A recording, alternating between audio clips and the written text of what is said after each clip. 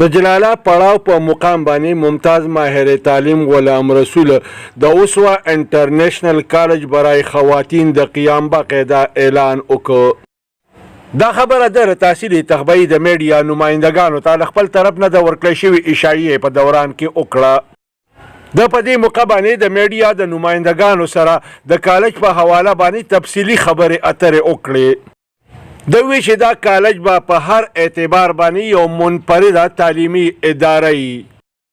د زیاته کړه چې د دې کالج پوره سټاف به په زنانه‌و ملازمینو باندې مشتمل وي.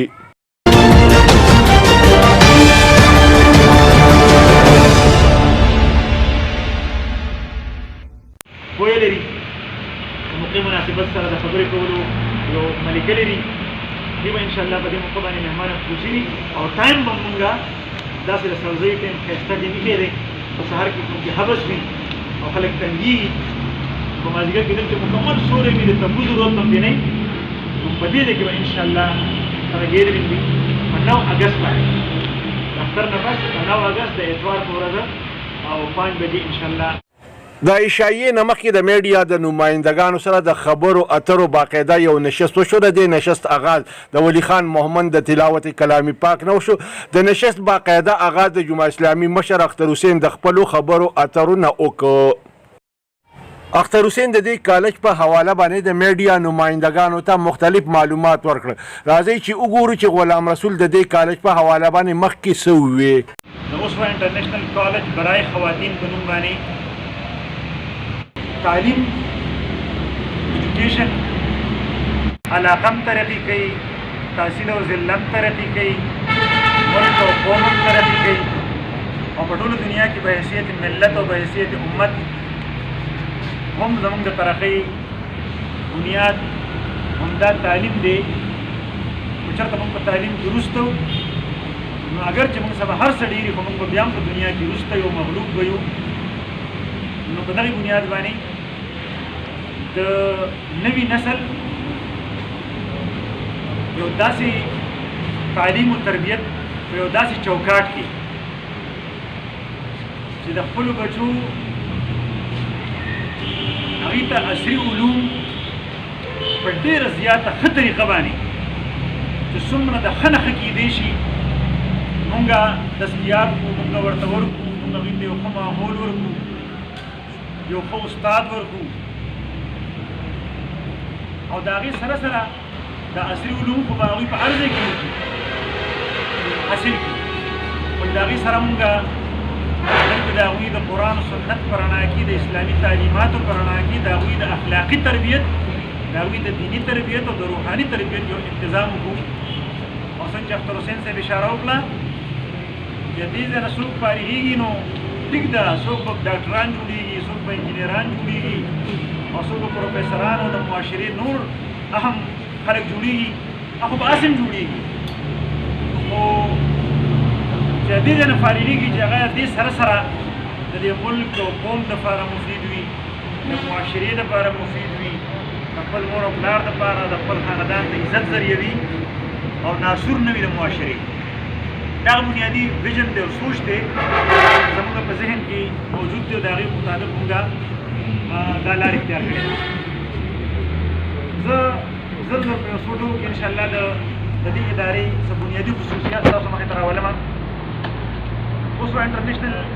اکیډمي په نوم باندې 15 کاله مخکې موږ دلته یو ورکوټه غونته کې سکول کلی وکړو او نن موږ د هغې نه پس دلته د هغې خواته د اوسوا انټرنیشنل کالج برای خواتین په نوم باندې یوه اداره، یو کالج چې په هغې کې زمونږ بچیانې په یو ځان له علاحده ماحول کې، په یو بافرده ماحول کې د اسلامي تعلیماتو او د پښتنو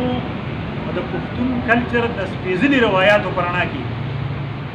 د خپل تعلیم حاصل کړی شي او هیڅ قسم ججک هغوی مخصوص نه کړي، هیڅ قسم یره هغوی مخصوص نه کړی شي او د هغوی والدین او د هغوی مشران د هغوی حوالې سره مطمئن وي چې موږ یو داسې ادارې ته لېږلي دي چې انشاءالله د هغوی سبق به هم کېږي او د هغوی مال جان عزت دا به هم محفوظ وي. نو په دې لحاظ سره دا لومبنۍ یو ځان له اداره ده چې په دې کې بل سیکشن نشته، دې کې بوای سیکشن نشته. د دې سټاف ټول په ټوله باندې فیمیل. په ګرلز کالجونو کې هم تاسو لیدلي کوم سیکشن چې ګرلز سیکشن یې نور ادارې چلوي هغه هم تاسو لیدلي چې اکثر میل ټیچرز ټیچنګ کوي یا یو میل ټیچر دی بوای سیکشن کې هم ټیچنګ کوي او په ګرلز کې هم کوي. مونږ یو داسې انقلابي فیصله کړې ده چې دا به انشاءالله یونیک وي، دا به منفرد وي او دلته به صرف فیمیل ټیچرز دا به ټیچنګ کوي او د هغې دپاره د سټاف د هایر کولو دپاره مونږ د سلیکشن بورډ یو اعلی سطحي سلیکشن بورډ لاندې انټرویو وکړه، ډیمو مو واخیستله او په 2-3 هفتو مسلسل کوشش باندې مونږ په دې کامیاب شو. مونږ خپل سلیکشن بورډ زمونږ د کالج دپاره د مختلف سبجیکټس دپاره ریکمنډیشن راکړ او لهذا مونږ خپل سټاف مکمل کړو چې پای کې ټیم شته، پای کې فلم شته، پای کې او ایم شته. د دې کالج کې به انشاءالله د فرست ایئر داخلي خو مونږ کوو او د دې سره سره به زموږ په سکول کې چې کوم 7, 8, 9 او 10 ګرلز زموږ سره آلریډي د ګرلز سیکشن کې دي نو هغه به مونږ دې کالج ته راولو او مونږ چې کوم کالج ټیچرز او لیکچرز نیولي دي د هغې سره خبره مونږ د وزټینګ ټیچر په طور باندې نه ده کړې. یعنې تاسو به راځئ یو سبجیکټ پړاوئ یو پیریډ به اخلي او بیا به ځئ. په هغې کې مونږ ته مالي طور باندې ادارې ته فایده ده خو مونږ هغه خبره ایوایډ کړې ده. مونږ ته داسې ټیچرز پکار دي چې هغه پوره ورځ زموږ سره تېره کړي او هغه دا اداره خپله وګڼي او صرف دا نه چې زه یو پیریډ لازم او یو پیریډ به دلته علم او بل به په تحبیه کې به علم او بل به مردان کې علم نو هغه بیا دې دا اداره اون کوي نه دې ته هغه شان ډیموکریټ کېږي نه. د دغه سوچ د ختمولو په وجه باندې مونږ مکمل ډې دپاره ټیچرز اخیستي او د هغې مطابق مونږ هغوی ته پیکیج ورکړی دی او دغه د سکول سټوډنټس چې مونږ دلته راولو نو دا به یو ډېر لوی پلس پوینټ دی د هغې سټوډنټس دپاره چې کوم ټیچرز او لیکچرز مونږ د کالج دپاره اخیستي دي نو هغې به د سکول هغه سټوډنټس ته هم ټیچنګ کوي. دې سره به د هغوی ټیچنګ لیول مونږ دلته قرآن به حیثیت سبجیکټ پایي. یعنې داسې نه په سکول کې زموږ دا پالیسي او دلته هم دا پالیسي قرآن به حیثیت سبجیکټ څومره ټایم چې بل سبجیکټ ته ملاوېږي هغومره به قرآن ته ملاوي او چونکې کالج ته چې کوم سټوډنټس راشي نو دوی به ناظره اکثر وکړي داسې به نه وي بدقسمته چې دې عمر کې به هم ناظره نه کړي دوی نه هغوی ته به ناظره کوو خو مونږ به دلته ترجمې باقاعده کلاسلو او چې دلته FSC څوک کوي نو انشاءالله پلس پوینټ د هغوی دپاره هغوی ته به انشاءالله ډېر لویه فایده ورکوي په مخکې ژوند کې په عملي ژوند کې. نو دا به انشاءالله چې دې ځنه ځي هغوی د قرآن ترجمه کړي او هغوی به د قرآن د علومو نه بنیادي خبرونه خبر شوي. دلته به انشاءالله مونږ د ایټا ټیسټ دپاره چې کوم خلک دلته پري میډیکل وایي پري انجینیرینګ وایي هغې دپاره چې کوم اهم قدم بیا ورپسې ورپېښې هغه نو اکثر داسې وشي چې لکه خلک ډېر نمبر په میټرک کې والي یا په HSC کې والي خو کله ایټا ټیسټ ته ور مخامخ شي نو هلته د هغوی پوزیشن بیا کمزوری د هغوی هغه شانتې براټپ یا تربیت یا هغه شانتې هغه ټریک باندې د هغوی هغه ټریننګ نه شوی تربیت نه شوی. انشاءالله دلته مونږ د هغې اهتمام کوو د ادارې د طرف نه چې داسې کمې نه مونږ سټوډنټس کې پاتې نه شي او هغه مخکې د جنګ دپاره هغوی بلکل تیار دي. دلته به زمونږ یو پوره سکالرشپ پیکیج مونږ اعلان کړی دی هغې یو پیج دلته میلاویږي هم چې په هغې کې مونږ د مختلف کیټګریز دپاره مونږ سکالرشپ اعلان کړی دی خو دې کې مونږ په سر کې دا لیکلي چې لکه 1000 پلس مارکس څوک چې اخیستي او مونږ ته راشي د هغې دپاره مونږ لس سیټونه مختص کړي دي او دې ته مکمل پري ایجوکیشن وي پري بکس وي پري کوچنګ وي پري هاسټل وي څومره فیسلیټیز دي هغه مونږ دې ته به مکمل پري ورکوو او ټیلنټ ټیسټ به پاس کړي داخله دا شان 980 نه 999 پورې نمبر چې چایي د هغې 7 سیټس دي هغې هم چې ټیلنټ ټیسټ پاس کړي د هغې ته مونږ پري ایجوکیشن او پري بکس ورکوو او دا شان بیا سټپ بای سټپ مونږ د راغلي یو او تقریبا د 820 مارچ پورې هغې ته موږ انسینټیو ورکړي دي او د هغې لپاره سیټونه مختص کړي دي انشاءالله موږ پوره د 50 52 53 سیټونه موږ دې لپاره مختص کړي چې موږ په دې باندې سکالرشپ باندې ماشومان راولو هېڅوک په دې کې محرومه پاتې نه شي. حافظ قرآن ټیچر چایلډ او یا ټیچر سنس چې دي یا آرفنس چې کوم دي یتیمان د هغې لپاره موږ 20% کوټه مقرر کړې ده. ټیلنټس د پاس کولو نه پس 20% کنسیشن 20% کنسیشن به هغوی ته ورکوو او ټیلنټس به هغوی پاس کوي. دلته موږ د دې کالج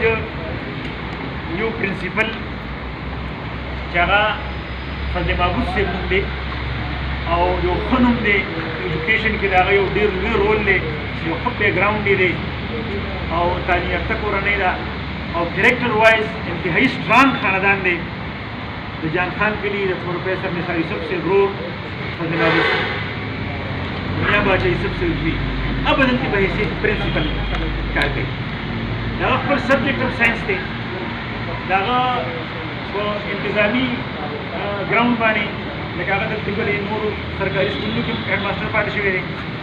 او بیا په ایف جي های سکول مردان کې او بیا دغه شانتې په ایف جي های سکول پېښور کې 15 سال نه هغوی پرنسپل ټیچر اسسمنټ او مختلف د هغې نه رپورټس اخیستل او